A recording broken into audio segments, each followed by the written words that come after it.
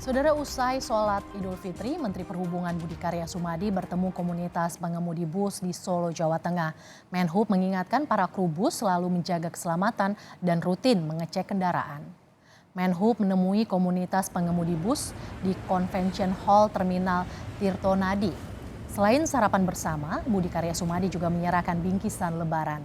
Menhub berterima kasih karena arus mudik dan angkutan Lebaran 2023 berjalan lancar. Dirinya berpesan agar kru bus selalu memperhatikan kelayakan armada serta menjaga keselamatan berlalu lintas. Bapak Menteri Perhubungan Budi Karya Sumadi mengucapkan terima kasih atas pelaksanaan angkutan Lebaran yang sampai dengan saat ini lancar, aman, nyaman. Kemudian yang kedua, tadi arahannya adalah untuk selalu menjaga kesehatan di lapangan sehingga tetap bisa melayani pemudik yang akan nanti melaksanakan arus balik.